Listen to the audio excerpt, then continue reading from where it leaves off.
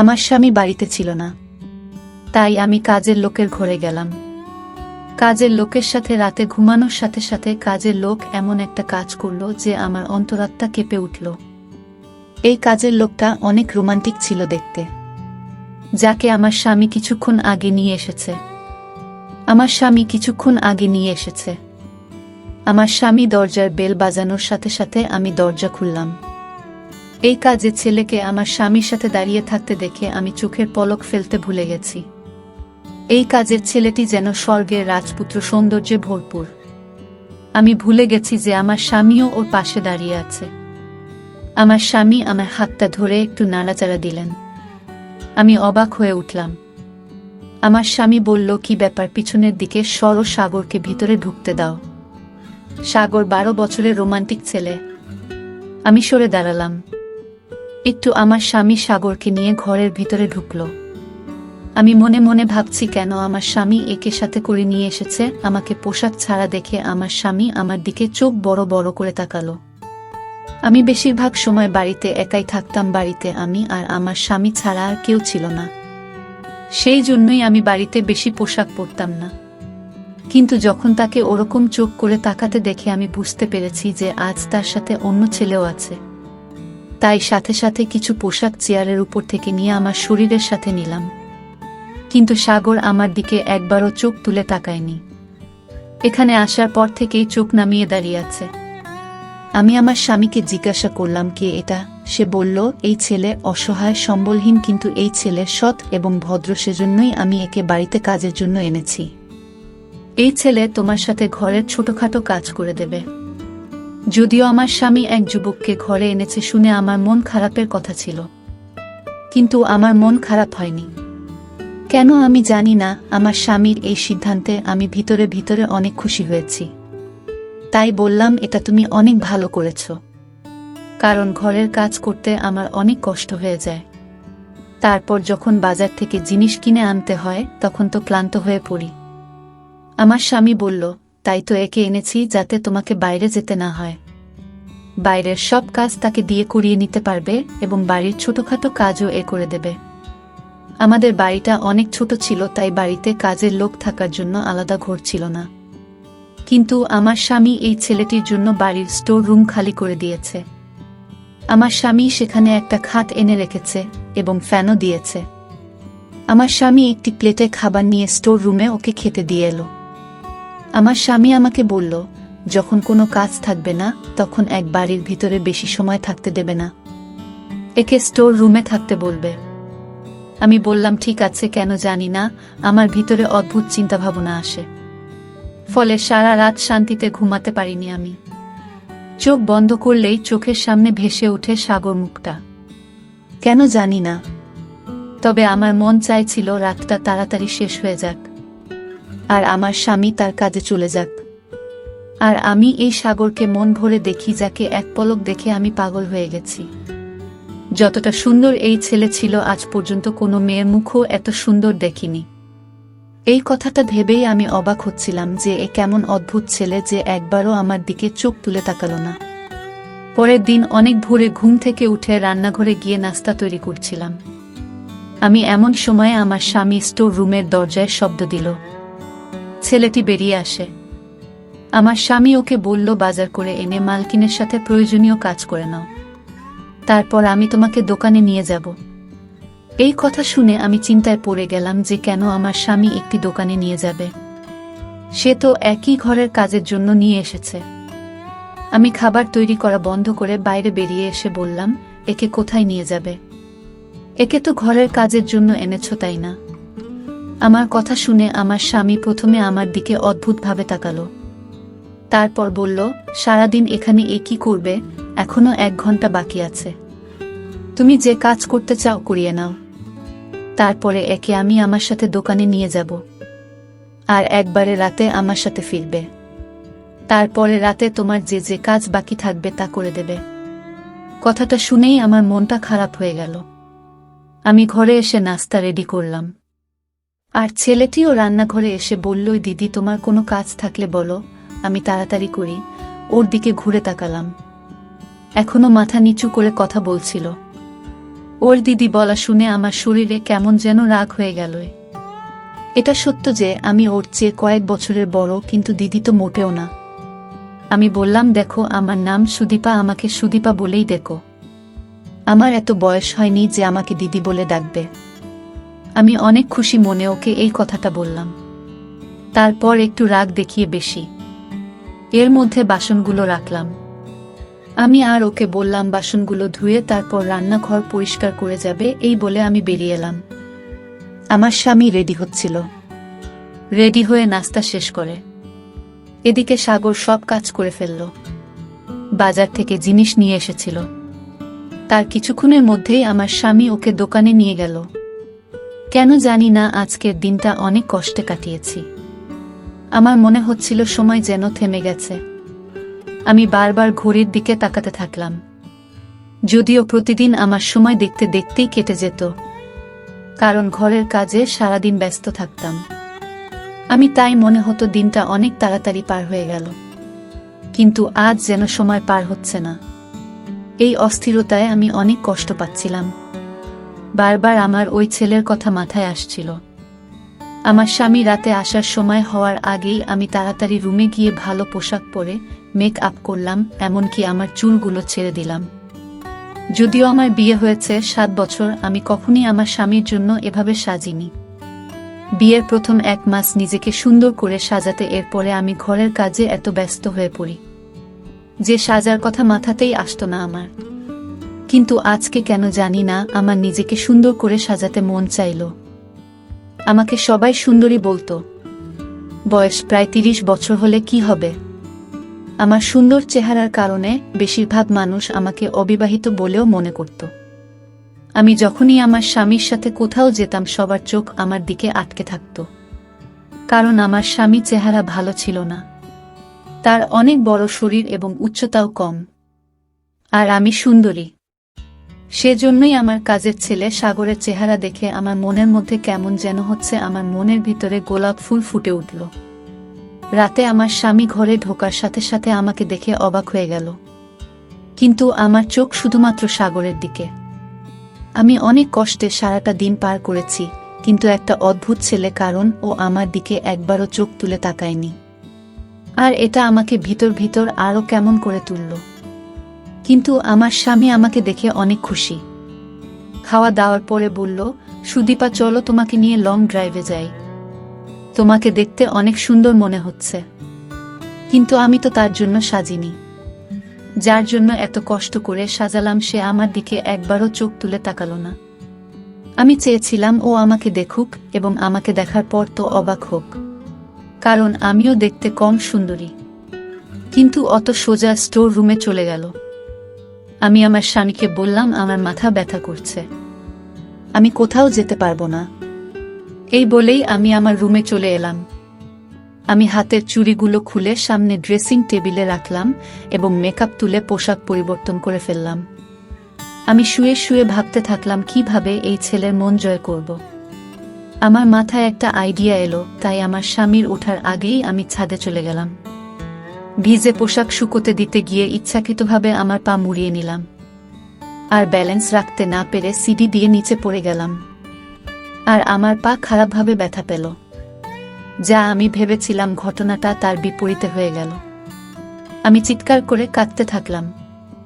আমার স্বামী এবং সাগর দুজনেই ঘর থেকে দৌড়ে বেরিয়ে হলো। আমার স্বামী আমাকে ছাদের সিঁড়ির নিচে পড়ে থাকতে দেখে জিজ্ঞেস করলো, কি হয়েছে? আমি বললাম, আমার পা ভেঙে গেছে। সে আমাকে হাত ধরে দাঁড় করানোর চেষ্টা করলে আমি চিৎকার করে উঠলাম, আমি সত্যি সত্যি আমার পায়ের হাড় ভেঙে গিয়েছে। আমার স্বামী আমাকে উঠিয়ে গাড়িতে করে হাসপাতালে নিয়ে গেল। ডাক্তার আমাকে বললেন যে আমার পায়ের হাড় ভেঙে গেছে, তাই পায়ের উপরে প্লাস্টার দেওয়া হলো। আমাকে বাড়িতে এনে বিছানায় শুয়ে দিল। আমার স্বামী টেনশনে পড়ে গেলেন এবং বললেন, এখন আমি কিভাবে দোকানে যাব? সাগরকে দোকান চালাতে পাঠিয়ে দেয়। তারপরে আবার বললেন, সাগর দোকানে যাওয়ার কদিনই বা হলো, ও কি দোকান চালাতে পারবে? আমি আমার স্বামীকে বললাম, তুমি দোকানে যাও, সাগরকে এখানে রেখে যাও, আমার কিছু দরকার হলে ওকে বলবো। আমার স্বামীও রাজি হয়ে নিজের কাজে চলে গেল। আমি মনে মনে অনেক খুশি। যদিও আমার পায়ে অনেক ব্যথা হচ্ছিল। আমি পা নাড়াচাড়া করতে পারছিলাম না, কিন্তু আমার মনে শান্তি ছিল। অনেক স্বামী চলে যাওয়ার সাথে সাথে আমি সাগরকে ডাকলাম এবং আমার কিছু পোশাক খুলে সামনের সোফায় ফেলে দিলাম। সাগর আমার রুমে ঢোকার সাথে সাথেই নিচের দিকে তাকিয়ে বলল, বলুন। আমি চেয়েছিলাম ও আমাকে দেখুক, তাই আমি ওকে আমার কাছে আসতে বললাম। সাগর আমার কাছে এসে জিজ্ঞেস করল, বলুন কি বলবেন? আমি রান্না করতে পারি, তাই রান্না করে ফেলেছি। রান্নাঘর এবং ঘরও পরিষ্কার করে ফেলেছি। আমি ওকে বসতে বললাম। এটা শুনে ও আমার দিকে তাকালো এবং সাথে সাথে চোখ ফিরিয়ে নিল আর পা পিছিয়ে গেল আর বলল, কিছু প্রয়োজন হলে বলুন। ওর এই কথা শুনে আমি উপরে গিয়ে বললাম, আমার পায়ে অনেক ব্যথা আর রুমে বসে বোরিং হচ্ছি, বাইরে ব্যালকনিতে বসবো। তুমি আমাকে ধরে বাইরে নিয়ে বসিয়ে দাও।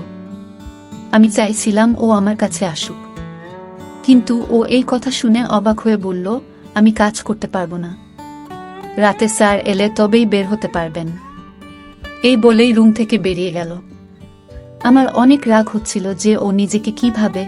আমি যতই ওর কাছে যাওয়ার চেষ্টা করছি, ও তো আমার থেকে দূরে পালাচ্ছিল। কিন্তু একদিন সুযোগ পেয়ে গেলাম। আমার স্বামী কাজের জন্য বাড়ি থেকে বের হয়েছে। অমনির সাথে সাথে ইচ্ছা করে এমনভাবে চিৎকার শুরু করলাম যেন আমি পড়ে গেছি। আমি খাট ধরে কোনো রকম মাটিতে বসলাম এবং এমন ভাব করলাম যেন বিছানা থেকে পড়ে গেছি। সাগর রুমে ঢোকার সাথে সাথে আমি কান্নার অভিনয় করতে থাকলাম। ও আমার কাছে এসে আমাকে পড়ে থাকতে দেখে ওকে বাধ্য হয়ে আমাকে ধরে উঠাতে হলো। যখন ও আমার হাত এবং আমার শরীরটা ধরে আমাকে ওঠানোর চেষ্টা করল, তখন আমার হৃদয়টা কেমন একটা করতে থাকলো। আমি অনেক খুশি। আমি তো এটাই চেয়েছিলাম। ও আমাকে বিছানায় বসিয়ে দিল। তারপর থেকে প্রতিদিন আমি এটাই করতে থাকলাম। আমি ওকে বারবার ডাকতাম, আরও আমাকে সাহায্য করতে বাধ্য হতো। আমি চেয়েছিলাম যে আমার ঘনিষ্ঠতা ওকে অস্থির করে তুলুক। যখন কোনো ছেলে একজন মহিলা এত কাছাকাছি থাকে, তখন তার মনে কিছু না কিছু সৃষ্টি হয়। আসলে একজন মানুষ তার কাঙ্ক্ষিত জিনিস যদি কাছে পায়, তাহলে সেটা তাকে চিন্তায় ফেলে দেয়। আমিও তো এটাই চাইছিলাম। আমার বিয়ের 7 বছর পার হয়ে গেছে, কিন্তু এখনো আমার বাবু হয়নি। আমার স্বামী আজ পর্যন্ত আমাকে এ নিয়ে কখনো খারাপ কথা শোনায়নি। আমি সুন্দরী, সেজন্য যখনই যে কোনো অনুষ্ঠানে যেতাম, অল্প বয়সী সুন্দর ছেলেদের দেখে আমার চোখ তাদের দিকে আটকে যেত। সুন্দর আর রোম্যান্টিক ছেলেদের দেখে আমার হৃদয়ে ঝড় শুরু হয়ে যেত। এই সময় আমার স্বামী আমার পাশে বসে থাকলে আমার অনেক খারাপ মনে হতো। মাঝে মাঝে মনে হয় যেন আবেগে ভুল সিদ্ধান্ত নিয়ে ফেলেছি আমি শুধু টাকা দেখেছি, কারণ আমার বাবা গরিব আর বাড়িতে অভাব থাকতো সব সময়। সেই মুহূর্তে আমার মনে হয়েছিল, যখন আমার কাছে টাকা থাকবে, তখন আমি জীবনের সমস্ত সুখ পাব আর আমার মনের সমস্ত দুঃখ দূর হয়ে যাবে। আমার স্বামী সুন্দর নয়, কিন্তু ভেবেছিলাম একজন মানুষের সমস্ত গুণ থাকে না। আর স্বামী যে সুন্দর নয়, এই দুঃখ আমি সময়ের সাথে সাথে ভুলে যাব। কিন্তু এরকম হলো না। আমি আমার স্বামীকে কখনই পছন্দ করতে পারিনি, যদিও আমরা একটা সুন্দর বাড়িতে থাকতাম। আমার রুমে এসে আছে, খাওয়ার পর আর কোনো কষ্ট নেই। টাকা পয়সা খরচ করার সময় আমাকে চিন্তা করতে হতো না। কিন্তু আমার স্বামীর সাথে থাকতে একদমই পছন্দ হতো না আমার। তার সাথে যতটা সময় থাকতাম, মানসিক সমস্যায় ভুগছি আমি। সেই সময় আমার না টাকা পয়সা না বড় বাড়ি কোনটা ভালো মনে হতো না। মাঝে মাঝে আমার মনে হতো হয়তো ভুল করে ফেলেছি। আমার স্বামী যদি আমার প্রিয় হতো, তবে আমি তার সাথে ছোট ঘরেও আনন্দের সাথে থাকতে পারতাম। ওর সাথে আমি মন খুলে কথা বলতে পারতাম। আমার মনের ইচ্ছে আমার মধ্যে একটা ভালো চাহিদা তৈরি করে। সাগরকে দেখে আমার মনে হলো আমার খোঁজ শেষ। আমি চেয়েছিলাম ও আমার দিকে আকর্ষিত হোক, কিন্তু আমার দিকে মুখ তুলে তাকাতো না। আমি ওর চোখে আমাকে দেখতে চেয়েছিলাম। এখন আমার পা অনেকটাই ঠিক হয়ে গেছে, প্লাস্টারও খুলে ফেলেছি আমি। কিন্তু আমি হাঁটার সময় ইচ্ছাকৃতভাবে ব্যথার অভিনয় করতাম, যাতে ও আমাকে ধরে হাঁটতে সাহায্য করে। আমার স্বামী আমাকে একটা স্ট্যান্ড কিনে দিতে চেয়েছিল, যাতে আমি তার সাহায্যে সহজে হাঁটতে পারি। আর ডাক্তারও বলেছিল, আপনি আপনার পায়ে ভর দিতে পারেন। আমি আমার স্বামীর দিকে চোখ গরম করে তাকিয়ে বললাম, ডাক্তার কিভাবে বুঝবে আমার ব্যথা হচ্ছে কি না? তার কি, সে তো আমার হাঁটার কষ্ট বুঝতে পারছে না। কিন্তু এই নাটক কতদিন চালিয়ে যেতে পারবো? আমি আমার স্বামীর কাছ থেকে মুক্তি চাই। একদিন সাগর রান্নাঘরে বসে তার ছোট নোকিয়া মোবাইল দিয়ে কারো সাথে কথা বলছিলেন। আমি সেই সময় মোটামুটি হাঁটাচলা করতে পারতাম। আমি ইচ্ছা করেই ধীরে ধীরে রান্নাঘরের দরজার কাছে এগিয়ে গেলাম। ও কাউকে বলছিল, অনেক তাড়াতাড়ি মাকে তোমাদের বাড়িতে পাঠাব। আমি এখন চাকরিও পেয়ে গেছি। এখন তোমার বাবা মা না করতে পারবে না। আমি তাকে অনেক টাকা দিয়েছি, তোমাকে বিয়ে করে শহরে নিয়ে আসব। কথাটা শুনে আমার মন উড়ে গেল। আমি সাগরকে অনেক ভালোবাসতে শুরু করেছি। ওটা থেকে দূরে থাকতে পারবো না আমি চেয়েছিলাম ও আমাকে ভালোবাসে, কিন্তু ও তো অন্য মেয়ের প্রেমে পড়েছে। আমি আস্তে আস্তে আমার রুমে এলাম। এই সময় আমার কিছুই ভালো মনে হচ্ছে না। আমার মনে হচ্ছিল মেয়েটা আমার সামনে এলে ওকে শেষ করে ফেলব। সাগর আমাকে ছাড়া অন্য কোনো মেয়েকে কিভাবে ভালোবাসতে পারে? আমি আয়নায় নিজেকে দেখলাম, আমি অনেক সুন্দরী। এটা কিভাবে সম্ভব যে সাগরের আমাকে ভালো লাগে না? আমি ছাড়া অন্য কোনো মেয়ের দিকেও কিভাবে তাকায়? তারপরে আমার মাথায় আসতে থাকলো, ওই মেয়েটা হয়তো অনেক সুন্দর, আমিও হয়তো তার মতো সুন্দরী না। সে যাই হোক না কেন, আমি সহ্য করতে পারছিলাম না। রাগে আমার চোখ থেকে পানি পড়তে থাকলো। আমি সাগরকে ডাকলাম। ও আমার রুমে এসে আমাকে নিজের পায়ে দাঁড়িয়ে থাকতে দেখে অবাক হয়ে বলল, আমাকে কেন ডেকেছেন? আমি বললাম, ভিতরে এসো, তোমার সাথে আমার কিছু কথা আছে। ঘরের ভিতরে এলে আমি ওকে বললাম, আমি তোমাকে ভালোবাসি। ও আমার এই কথা শুনে আমার মুখের দিকে প্রথমে বারবার তাকালো, সেটাও খারাপ চোখে। ও বলল, এ কথা বলতে আপনার লজ্জা করে না? আমি বললাম, তুমি হলে এত সুন্দর, এতে আমার কোনো দোষ নেই। তারপর আমি আলমারি থেকে অনেক টাকা বের করে ওকে দিলাম। এত টাকা দেখে অবাক হয়ে গেল। আমি বললাম, আমি তোমাকে টাকা দিয়ে ভরিয়ে দেব যদি তুমি আমার ইচ্ছা পূরণ করো।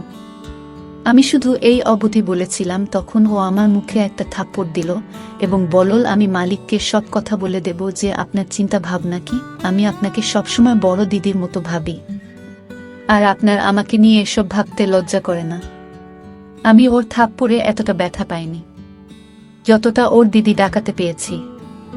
আমি বললাম যে আমি তোমার দিদি না, আমি তোমাকে ভালোবাসি। তোমার প্রেমে এতটাই পাগল হয়ে গেছি যে যে কোনো মূল্যে তোমাকে পেতে চাই। আর তুমি যে মেয়েকে বিয়ে করার কথা বলছিলে, আমি তোমাকে তা করতে দেব না। আর তুমি যদি আমার স্বামীকে আমার সম্পর্কে কিছু বলার চেষ্টা করো, তবে আমি তোমার সাথে কি করতে পারি তা তুমি কল্পনাও করতে পারবে না। আমি পাগল হয়ে গিয়েছিলাম, আর পাগলের মতো চিৎকার করে ওকে সব বলছিলাম। এই কথা শুনে সাথে সাথে ঘর থেকে বেরিয়ে গেলে পরের দিনও কি বলবে আমি তো ভেবেই নিয়েছিলাম। কিন্তু ও আমার স্বামীকে বলতে থাকলো, আমি আপনার কাজ করতে পারবো না। আমার স্বামী বলল, কেন পারবে না? তুমি কি বলছো জানো? তোমার সাথে আমার 2 বছরের কথা হয়েছে। আমার স্বামী আরো বলতে থাকলো, এই তো কদিন আগে তুমি কান্নাকাটি করছিলেন কাজ নেয়ার জন্য। এই 2 মাসে এমন কি হলো যে তুমি কাজ ছেড়ে দিতে চাও?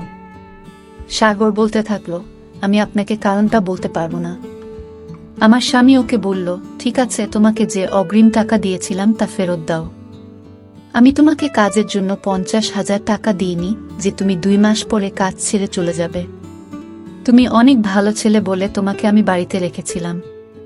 তুমি বাড়িতে থাকলে আমার স্ত্রী নিরাপদে থাকবে, এটা আমি নিশ্চিত ছিলাম। সেজন্যই তোমাকে দেখেছিলাম। যাই হোক, কালকে শহরের বাইরে যাচ্ছি। 3 দিন পর ফিরব, সেজন্য তোমাকে 3 দিন ছুটি দিতে পারবো না। আমি ফিরে এলে চলে যেও, আর আমার টাকাও ফেরত চাই। আমার স্বামী 3 দিনের জন্য কোথাও যাবে। এটা শুনে আমি অনেক খুশি হলাম। এই 3 দিন আমি সাগরকে দিয়ে আমার ইচ্ছা পূরণ করতে পারবো। কিন্তু কথাটা শুনে সাগর অনেক টেনশনে পড়ে গেল। পরের দিন আমি আমার স্বামীর ব্যাগ গুছিয়ে দিলাম। আমার স্বামী যাওয়ার সময় আমাকে বলল, যে এর দিকে খেয়াল রেখো যেন পালিয়ে যেতে না পারে। পুরো 50,000 অগ্রিম দিয়েছি আমি। এর খুব প্রয়োজন ছিল। এর শ্বশুর তার মেয়ের বিয়ে অন্য কারো সাথে দিয়ে দিত, তাই 50,000 টাকা দিয়ে সেখানের বিয়ে পাকা করে আসে। এখন আমি বুঝতে পারছি কেন এ আমাদের এখানে কাজ করে। আমার স্বামী চলে গেল, আর সাগরও দোকানে চলে গেল। রাতে যখন সাগর বাড়ি ফিরে এলো তখন আমি সেজে ওর সামনে দাঁড়ালাম। আমাকে দেখে ওর মনোভাব পরিবর্তন হয়ে গেল। এরপর সোজা স্টোর রুমে গিয়ে ভিতর থেকে দরজা লাগিয়ে দিল। আমি এটা দেখে ওর উপরে রেগে গিয়ে বললাম, তাড়াতাড়ি দরজাটা খোলো। সাগর বলল, তুমি এখান থেকে যেতে পারো। আমি দরজা খুলব না। আমি অনেকক্ষণ ওর দরজার সামনে ছিলাম। তারপরে ক্লান্ত হয়ে ঘরে ফিরে এলাম। ওর উপর আমার অনেক রাগ হচ্ছিল। রাত 12টার দিকে আমার মাথায় হঠাৎ খেয়াল হলো যে আমার কাছে তো স্টোর রুমের চাবি আছে। আমি দেরাজ থেকে স্টোর রুমের চাবি বের করে অনেক আস্তে আস্তে স্টোর রুমের দরজা খুললাম। সামনের খাটের উপর মুখে চাদর দিয়ে সাগর ঘুমাচ্ছিল। আমি আস্তে আস্তে স্টোর রুমের দরজা বন্ধ করে ঘাটের উপরে ওর পাশে গিয়ে শুয়ে পড়লাম। ঘরে হালকা অন্ধকার ছিল। আমি ওকে ধরতেই যে শব্দ শুনলাম তা আমার মন কাঁপিয়ে দেওয়ার জন্য যথেষ্ট। আমি সাথে সাথে উঠে বসলাম। একটা টর্চের আলো আমার মুখের উপর পড়ল। তার আলোয় আমি দেখতে পেলাম যে লোকটা খাট দখল করে আছে সে আর কেউ না, আমার স্বামী। এটা দেখে আমি অবাক হয়ে গেলাম। আমার স্বামী বলল, সাগর আমাকে তোমার ব্যাপারে সব কথা বলেছে এবং আমি মিথ্যা বলেছিলাম যে আমি অন্য শহরে যাচ্ছি। আমি তোমার সত্যিটা দেখতে চেয়েছিলাম। আমি কাঁদতে থাকলাম। আমার স্বামীর সামনে আমার সব সত্যটা বেরিয়ে গেছে। সে আমাকে ছেড়ে দিল আর সকালে আমাকে বাপের বাড়িতে ফিরে যেতে বলল, আর বলল আমিও সুন্দরী মহিলার সাথে আমার জীবন কাটাতে পারি, কিন্তু খারাপ মহিলার সাথে না। একজন স্বামী তার স্ত্রীর শখ পূরণের জন্য সারাদিন কঠোর পরিশ্রম করে এবং সে স্ত্রীর কাছ থেকে বিশ্বস্ততা আশা করে, নইলে টাকা দিয়ে তো যে কোনো খারাপ মহিলা বিছানায় যেতে রাজি হয়ে যায়। আমি সবকিছু হারিয়ে ভাবছি যদি আমি আমার চরিত্রটা ঠিক রাখতাম, যেমনটা সাগর একজন ছেলে মানুষ হয়েও রেখেছিল।